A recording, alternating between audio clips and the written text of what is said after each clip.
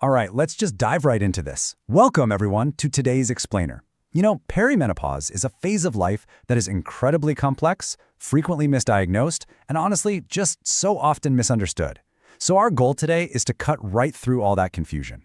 We're going to take a clinical top 10 list of perimenopause tips and transform it into a highly manageable daily lifestyle roadmap. We aren't just going to rattle off a list to you, we're going to look at the actual structure behind this advice, so you can see exactly how to take control of your well-being with a simple daily schedule. To make these tips super actionable, we'll be following a clear agenda today. We're going to cover 1. The root cause, 2. Nutrition and supplements, 3. Physical body maintenance, 4. Mental and emotional care, and finally, 5. The oxygen mask rule. Right off the bat, I want to be really clear about where this is coming from. Our source here is Dr. Mary Claire Haver, a board-certified OBGYN. These are the exact 10 perimenopause tips she wishes she knew sooner. So everything we're discussing today is rooted strictly in a clinical medical perspective. You're getting this straight from an expert. Okay, let's kick things off with Section 1, the root cause. So tip number 1 from Dr. Haver points to a massive, fundamental truth. Inflammation is literally the root cause of so many of the ailments that hit your body during this time. It's like a domino effect, right? Rather than trying to put out a dozen different fires and chasing disconnected symptoms, this clinical approach asks us to focus on that one underlying condition. If we can just target that inflammation, we can fundamentally shift your entire perimenopause experience. Which brings us perfectly to Section 2, nutrition and supplements. Now, how do we actually fight that inflammation? Well, Dr. Haver emphasizes that anti-inflammatory nutrition is absolutely your best medical defense, and building this into your daily schedule is actually super manageable.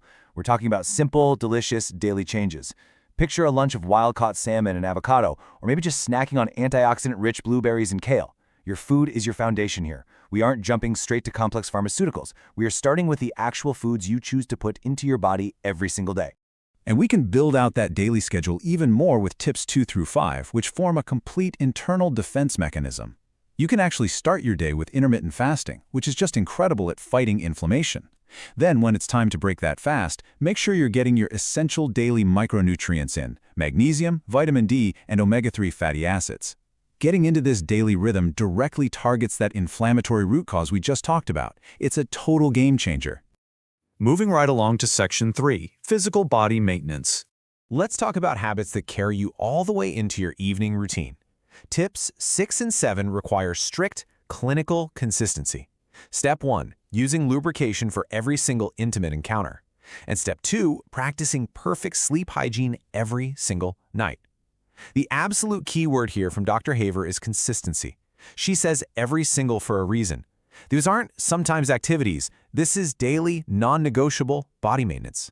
And speaking of physical maintenance, tip number 9 explicitly states that we need the right kind of exercise. It's not just about sweating it out. It specifically requires a true partnership between aerobic exercise and resistance training. You literally cannot just run on a treadmill, and you cannot just lift weights. Both of these modalities absolutely must be scheduled into your week to properly support your body through this transition. All right, let's get into Section 4, mental and emotional care. I want to stop for a second here and ask you a really provocative question. What do you think is the absolute most overlooked perimenopause symptom? Because honestly, we get so wrapped up in the physical ailments, the meal plans, and the workout schedules that we completely ignore the profound psychological toll of this transition. So, what is the actual clinical solution to this massive blind spot? Well, the clinical solution is tip number 8. Learning how to set boundaries in your personal life. Think about that for a second. In a list totally packed with medical advice about vitamins and exercise, an OBGYN is literally prescribing boundaries. She's framing this not as some modern luxury, but as a strict clinical requirement for your overall well-being. And that leads us perfectly into our final stop, Section 5, the oxygen mask rule. Here it is, tip number 10. Don't roll your eyes at self-care. I know, I get it. It is so easy to dismiss self-care as this trendy buzzword, just something we do if we magically find an extra hour on a Sunday. But Dr. Haver is explicitly warning us against that exact mindset.